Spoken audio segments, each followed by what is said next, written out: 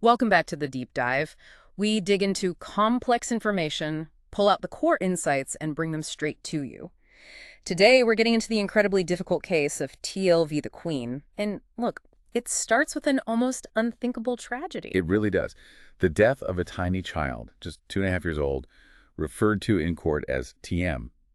And the injuries, well, they were horrific. Absolutely. The core medical fact was blunt force trauma to her abdomen. That caused fatal internal bleeding. Devastatingly simple in a way.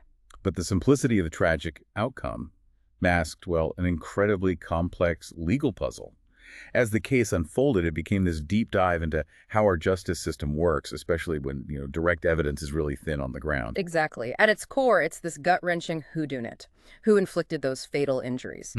The sources we've been through for this, the court judgments from the New South Wales Court of Criminal Appeal, the CCA, and the High Court, plus legal submissions, chronologies, they all point to a very specific time and place.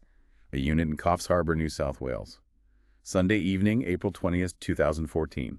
And the really critical fact, the one that nobody disputed, was that only 3 people were in that house with TM when those fatal injuries must have happened. That's right. The appellant, the man convicted, known as TL, the victim's mother, MW, and TL's nephew, DM, who was about 14 at the time. So these are the key players, the dramatis personae in this awful story. And this incredibly small group, just 3 possibilities, meant that figuring out who was responsible became the single critical question the trial had to answer. And that's exactly where the straightforward, though tragic, facts turn into a massive legal fight. How do you prove, beyond reasonable doubt, which one of these 3 did it, especially when there were no eyewitnesses to the actual injury? Right. The sources show the case ended up turning heavily on this specific and often pretty controversial type of evidence called tendency evidence. Yeah, tendency evidence is always tricky territory in law. Essentially, it's evidence about someone's past behavior, their character, maybe past actions, that's used to argue they have a tendency, a propensity to act a certain way. So the argument is they've done similar things before, so maybe they did this too. Sort of, yes. But the legal bar is high. The crucial debate here was whether these alleged past incidents involving TL and the little girl, TM, had enough significant probative value. Basically, were they relevant and important enough to help convince a jury that he was the one who delivered that fatal blow? Okay. So our mission today is to take you through the details we've pulled from the sources. We'll recount the tragic events of that day, flesh out who these individuals were, as described in the court materials. And we'll trace the case's journey through the courts, the trial, the appeals. We need to really focus on those specific legal arguments around tendency evidence. And finally, we'll look at how the High Court's decision in TL v. the Queen maybe clarified things, or, as TL initially argued, maybe highlighted some real differences in how Australian courts handle this kind of evidence. Yeah, we'll be drawing directly from the court documents, the judgments, the submissions from both sides, to really get a handle on not just the facts, but the detailed arguments, the push and pull between the prosecution and defense, and how the judges at each level grappled with these really tough questions. Okay, let's start with the sequence of events on that Sunday, April 20th, 2014. Piecing it together from the sources, like the respondent's chronology and the CCA judgment, it sounds like a pretty ordinary afternoon that just descended into horror. It started normally enough. TM, her mother MW, TL, and his nephew DM were together, initially at TL's mother's place. They got back to the unit in Coffs Harbour around 5 p.m. Soon after, MW took TM to visit TM's maternal grandmother, LW. They were gone for about an hour, returning roughly 6 p.m. Then TM had her dinner. Right. And this period, just after dinner, is where things get really critical and where the accounts started to differ a bit, which became important later. Okay. TM was put to bed sometime after 6 p.m., but definitely before 7:33 p.m. Now, who put her to bed and who was there? Well, the stories vary. TL, when he gave evidence at the trial, he claimed MW put TM to bed. He said MW was alone with her for maybe only a minute or two, then he popped in briefly. Then MW was alone with her again for another very short time. But that wasn't his first story. No. Earlier, in his police interviews, he'd said both he and MW put her to bed. And DM, the nephew, his first police interview also suggested both adults were present, although his story apparently shifted a bit at trial, too. MW herself recalled putting TM to bed, but wasn't completely sure if TL was involved or not. So, quite a bit of uncertainty there. But the key point, the one that sources really highlight from TL's trial evidence, was how limited that period was, just 1 to 2 minutes that MW supposedly had alone with TM. when putting her to bed. Okay. And immediately after TM was in bed? MW and TL went out onto the back patio. The sources note this patio was right next to TM's bedroom window, and the window was partly open. And the nephew, DM? He stayed inside watching TV in the lounge room. And how long were they on the patio? Was that clear? Again, estimates varied. MW thought maybe half an hour, perhaps less. TL initially told the police 10-15 minutes, but then at the trial, he revised that down to just 7 minutes. Interesting revision. What was consistent, though, was that both MW and TL said they didn't hear any sounds from TM's room while they were out there. Right. And this patio period is significant because... As according to the prosecution's case theory, this was DM's only real chance during the relevant time frame to have inflicted the injuries if TL wasn't the one responsible. But DM denied going in there. Yes, he denied entering the room. And significantly, the respondent's submissions mention intercepted phone calls where TL himself is heard denying DM hurt TM. He apparently said DM didn't have the opportunity and just wasn't capable of doing something like that. Okay. Then comes the really crucial period, the one everyone agrees on. Exactly. The undisputed 16-minute window. It's accepted by everyone that MW and DM left the unit to go get takeaway dinner. They left around 7:3 p.m. and were back by 7:49 p.m. And during those 16 minutes? Undisputed. TL was alone in the unit with TM. This is a core fact the sources keep coming back to. And when MW and DM returned at 7:49 p.m., they saw TL coming out of TM's bedroom into the hallway. This, too, is undisputed. And MW went straight to them? Yes. She went to check on her immediately and found her, well, in a terrible state, described as floppy and gray. Oh, awful. They knew something was seriously wrong. They rushed her straight to Coffs Harbour Hospital, got there about 8:25 p.m. She was unconscious, already in hypovolemic shock, that's severe shock from blood loss. And despite the doctor's efforts? She never regained consciousness. She tragically died at 2:15 a.m. the next morning, April 21st. Let's talk about the medical evidence then, the cause of death. It's absolutely central. Dr. Kelly, a forensic pathologist, did the autopsy. His finding, consistent across all the documents we looked at, was clear. Cause of death was blunt force trauma to the abdomen. And the sources break down what that meant physically. Yes. The trauma caused a laceration, a tear, in the tissue that holds the small intestine and placed the mesentery. This tear led directly to massive, rapid internal bleeding into her abdominal cavity. That's what caused the catastrophic blood loss, the shock, and ultimately her death. And the force required, was it minor? Absolutely not. Dr. Callow's expert opinion, which is cited in the CCA judgment and the Crown's submissions, really emphasized the extreme severity. He said you rarely see this kind of injury in children, even from something as violent as a car crash. Wow. And crucially, he flatly rejected any suggestion it could have happened from an accidental fall. He was clear. Significant force was needed. What about the timing? When did this happen? That was also vital. Based on microscopic examination of liver tissue, Dr. Callow and another expert, Dr. Tsang, estimated the injury was very recent, less than 68 hours old. Okay, less than 68 hours before death at 2:15 a.m. That puts it squarely in the evening before. Precisely. And this timing connects directly to another critical piece of medical opinion from Dr. Callow. He stated that a child suffering this specific severe injury would have been immediately and severely incapacitated. They'd be in extreme pain. They couldn't appear normal right after it happened. And this directly contradicted TL's account of finding her. It presented a major challenge, yes. TL told a nurse, and later the police, a story about hearing TM crying. He said he went in, she vomited, so he took her to the toilet, and then she suddenly went all floppy and turned blue. He even suggested she might have hit her head on the toilet bowl when she vomited. But if the injury caused immediate incapacitation? Exactly. Dr. Kella did acknowledge that the symptoms TL described, limpness, blue lips, paleness, eyes rolling back, are consistent with severe blood loss with hypovolemic shock. But the sequence? The sequence is key. The prosecution argued, and the sources reflect this strongly, that if TL's description of PM initially just crying, then vomiting was accurate, then the fatal mesenteric tear couldn't possibly have happened yet. Because she wouldn't have just been crying and vomiting, she'd have been immediately devastated by the injury. So the prosecution's argument was? That this supported their case, that TL must have inflicted the fatal injury later, during that undisputed 16-minute window when he was alone with her, after the initial crying and vomiting episode he described. Did TL have a response to that interpretation? Well, his defense disputed it. They argued that just because he couldn't specifically remember MW checking on TM right when she got back home, didn't mean she didn't. They were trying to keep open the possibility that MW might have had an opportunity after returning. Okay. So you've got this tragic death, clear medical evidence on cause, severity, and likely timing, and this incredibly narrow window of opportunity focusing attention on TL, but with these slight variations in accounts and interpretations swirling around. That's the situation that led to the trial. Right. The trial itself took place in the Supreme Court of New South Wales. It was a jury trial presided over by Justice Latham. And the sources are crystal clear.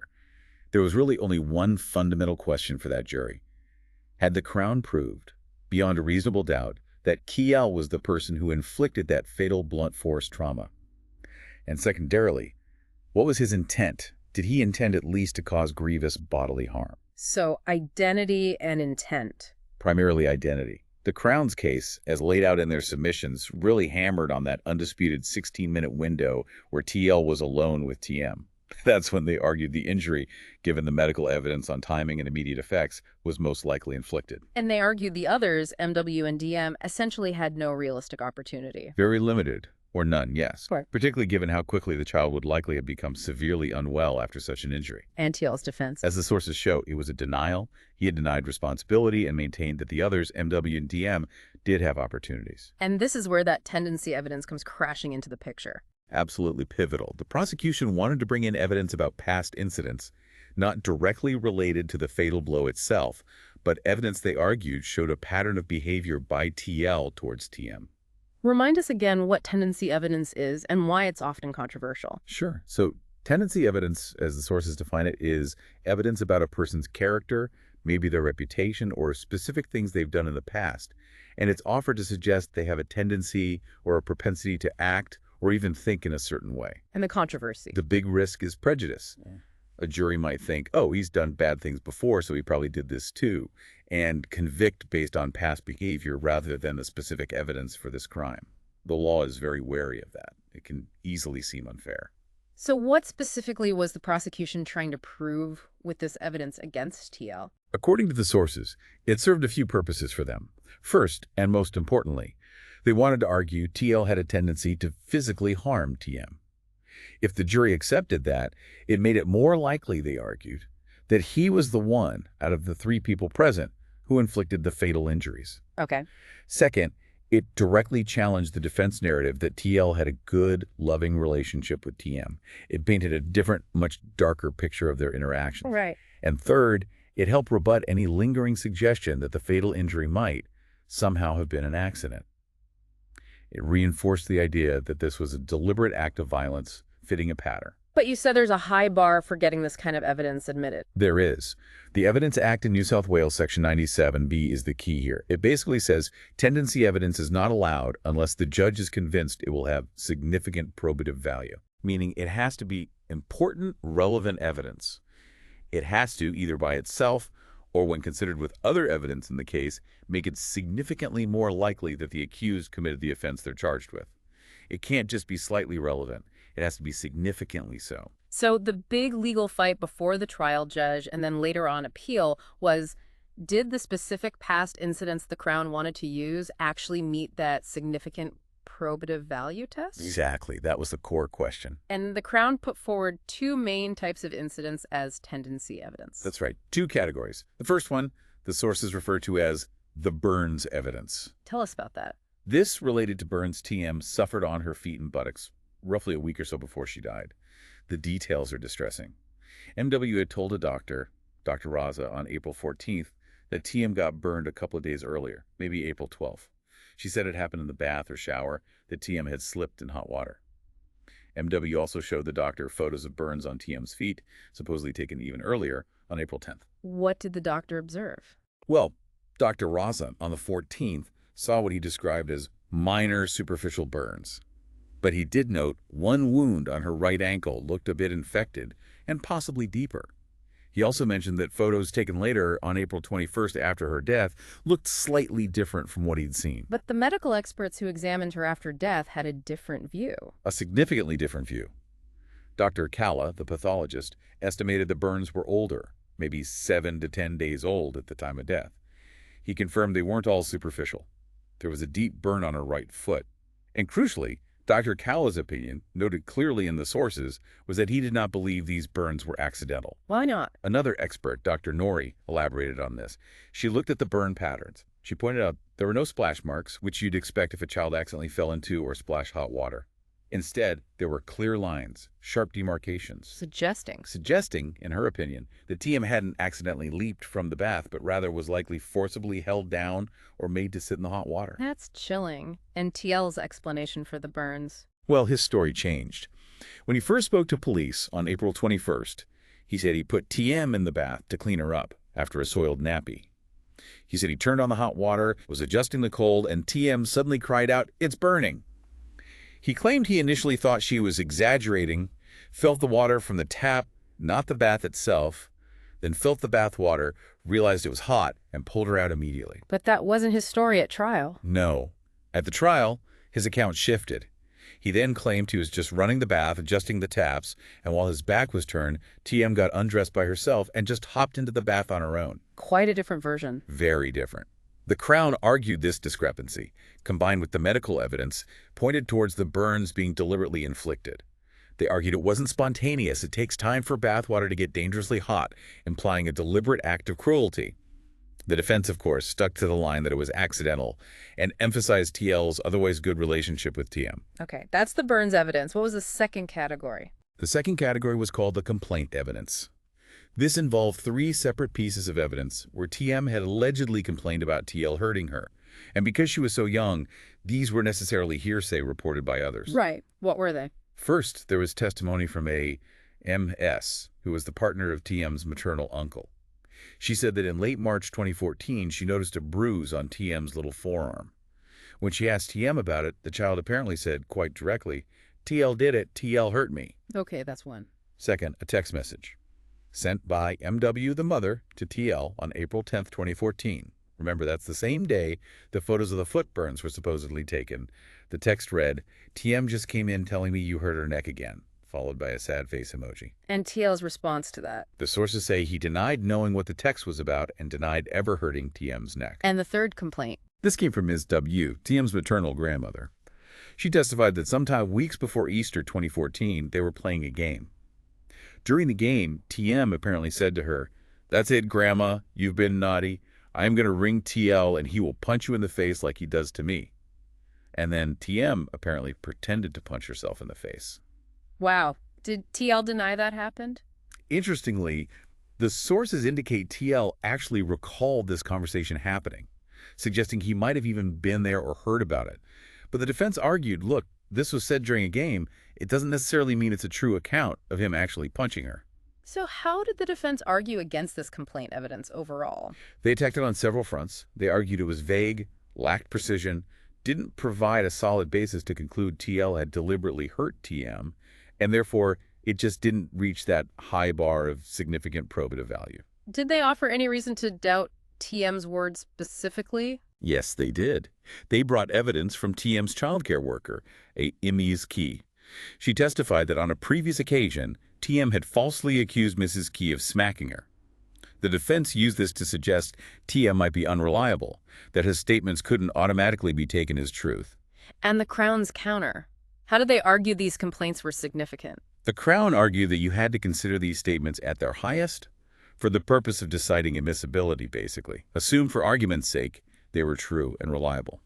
If you did that, they contended, each complaint could support the conclusion that TL had deliberately caused serious physical harm to TM. And the timing mattered. Yes, they emphasized that these incidents, the bruise, the neck comment, the punching comment, all happened relatively close together from late March to mid-April 2014, just weeks before TM's death.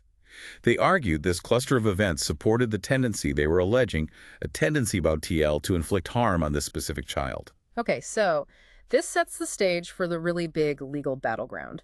Did this package of evidence, the burns and the complaints, actually meet that significant probative value test, especially in a case where the main issue was who did it? And how did that famous high court case, Hughes v. the Queen, fit in? Exactly. This is where the case gets really important for lawyers and how tendency evidence is handled in Australia. That phrase, significant probative value, sounds simple, but applying it is complex. As the sources explain, it means the evidence has to make the key facts of the crime charged in this case, TL inflicting the fatal injury, more likely to a significant extent. Not just a little bit more likely. Right. It has to be important, of consequence.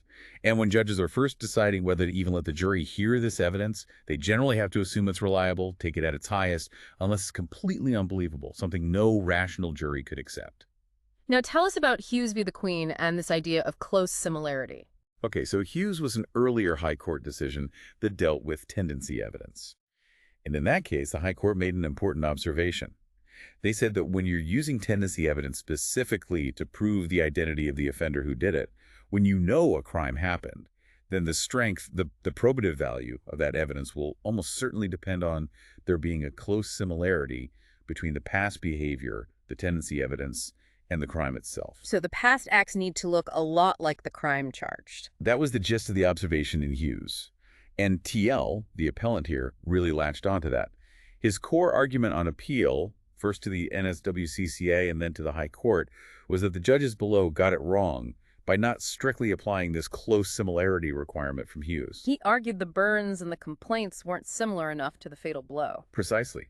He argued that scalding or forcing a child into hot water or allegedly bruising an arm, hurting a neck, or threatening a punch, these things just weren't closely similar to delivering a massive, fatal, blunt force trauma injury to the abdomen. And he specifically took issue with how the NSW Court of Criminal Appeal interpreted Hughes. Yes, he argued the CCA had basically created an unjustified exception to the Hughes principle. He claimed the CCA wrongly decided that the close similarity requirement only really kicks in when tendency evidence is the only thing, or the main thing, pointing to identity.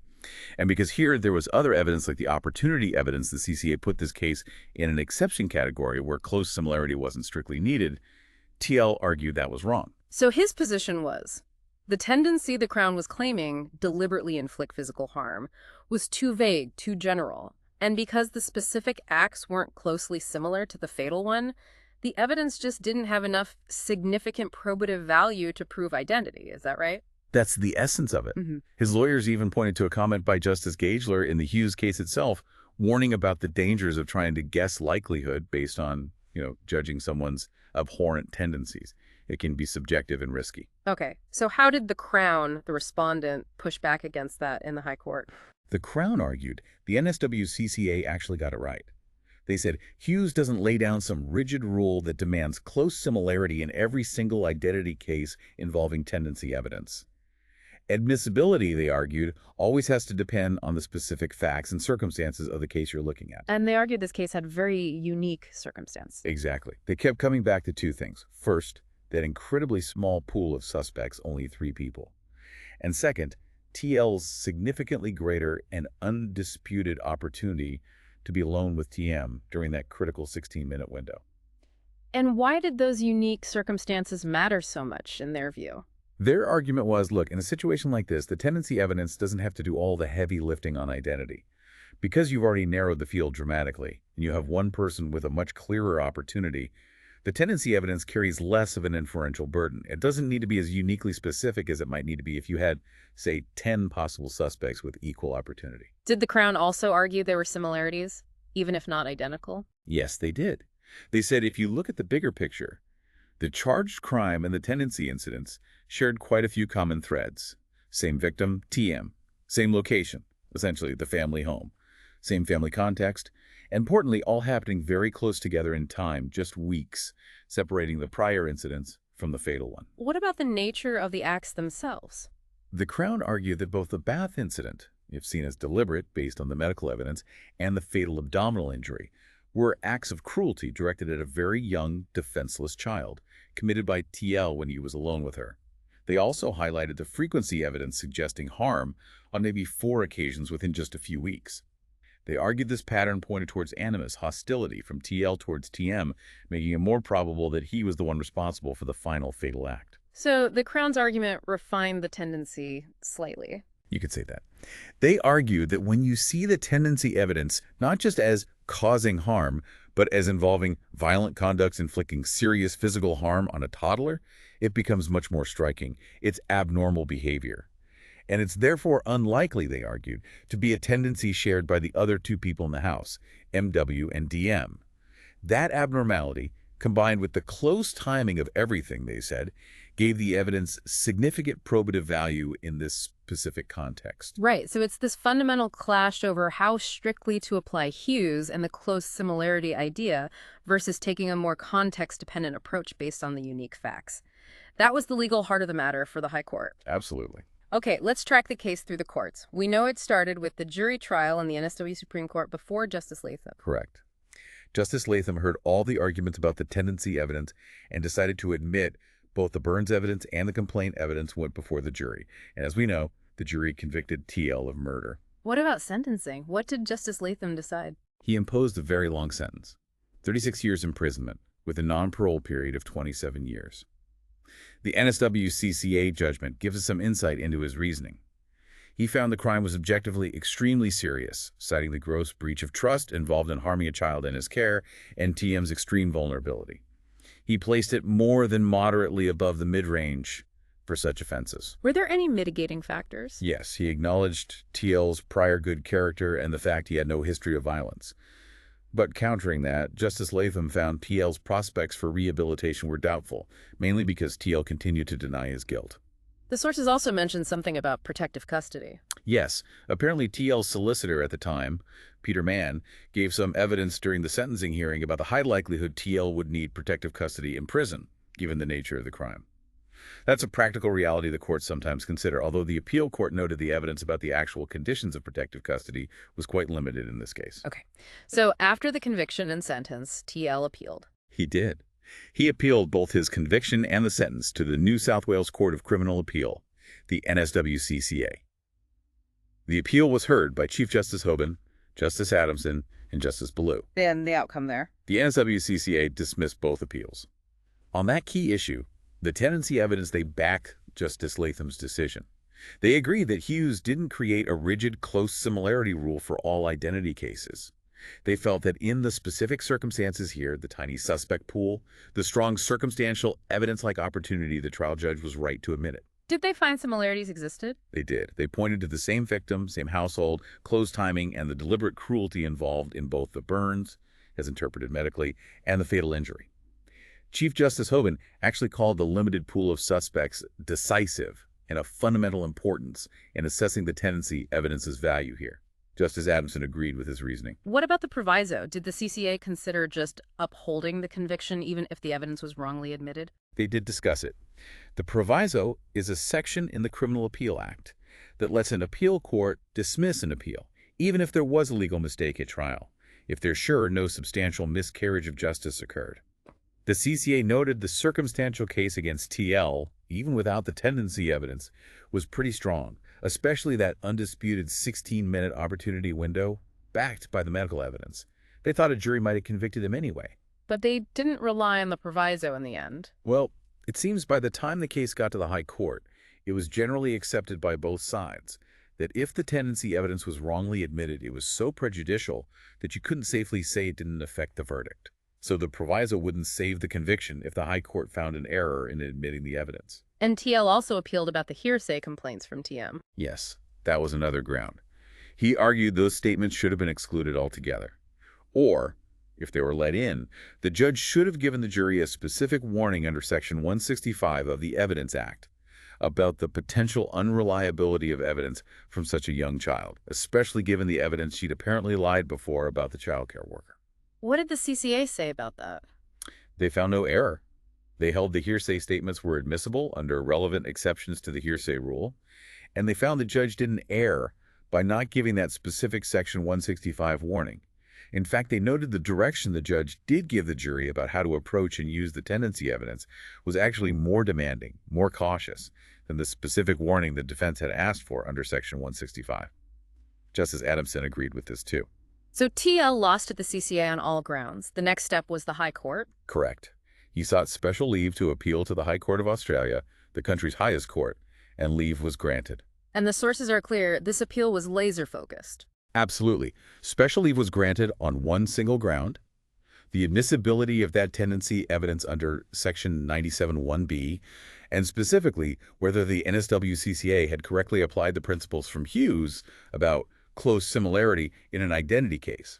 That was it. Who heard the case in the High Court? A bench of 5 justices, Chief Justice Kiefel, Justice Gagler, Justice Gordon, Justice Stewart, and Justice Gleeson. And we know who the lawyers were arguing the case. Yes, the sources identify them. For the appellant, TL, the legal team was led by James Glisson QC with Thomas Liu.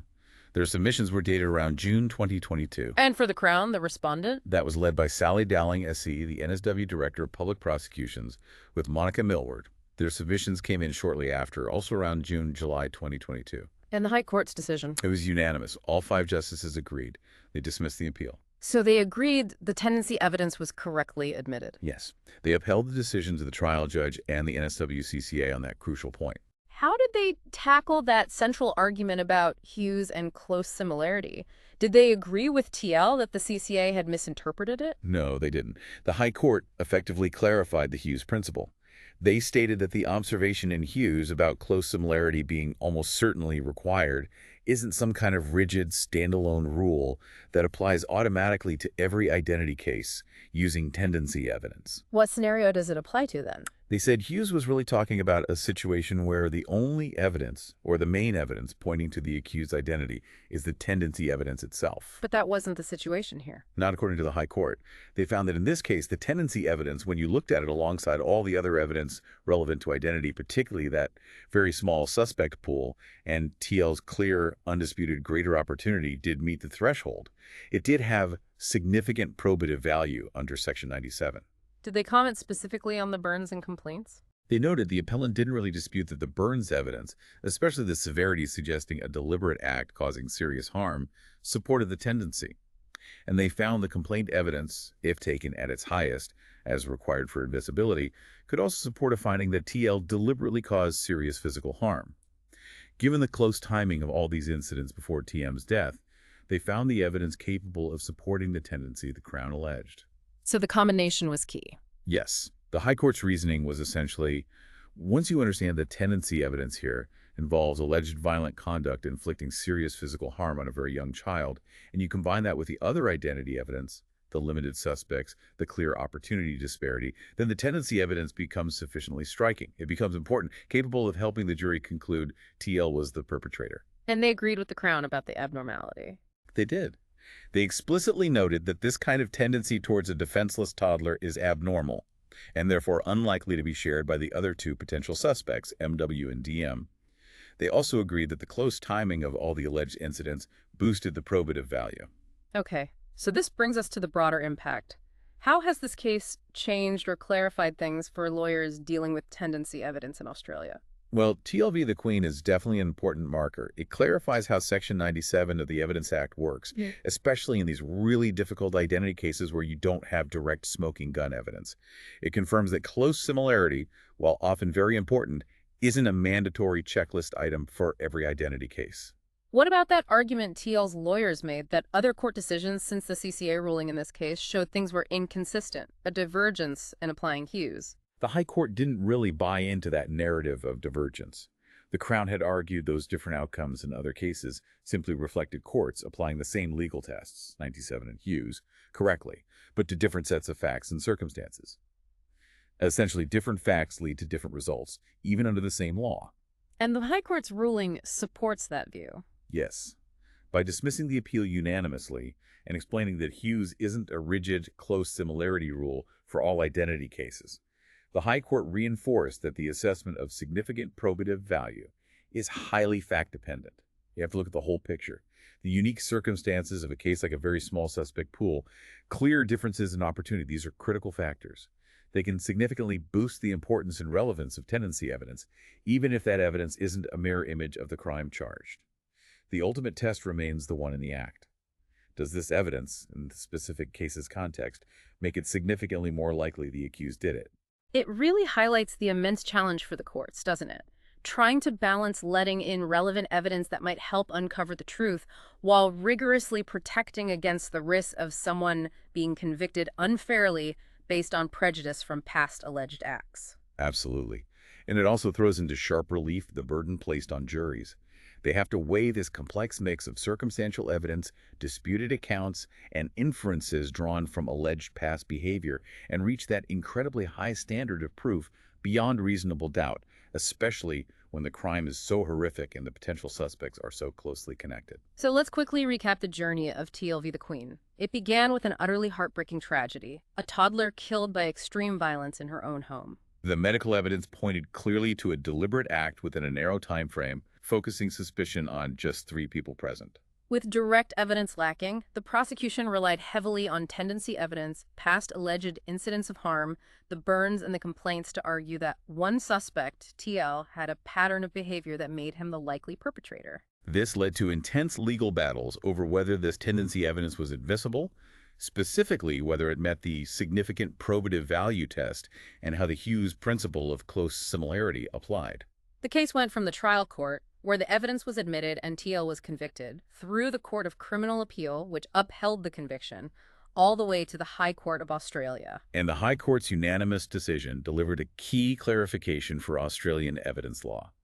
It confirmed that while similarity is important for tendency evidence in identity cases, it's not an absolute rigid rule. The entire factual context, especially unique circumstances like a tiny suspect pool and unequal opportunity, must be considered when deciding if tendency evidence is significantly probative. It essentially told us that in certain very specific situations, evidence of past harmful tendencies, even if not perfectly mirroring the crime, can be considered relevant and important in pointing towards identity. Yes, the court asks.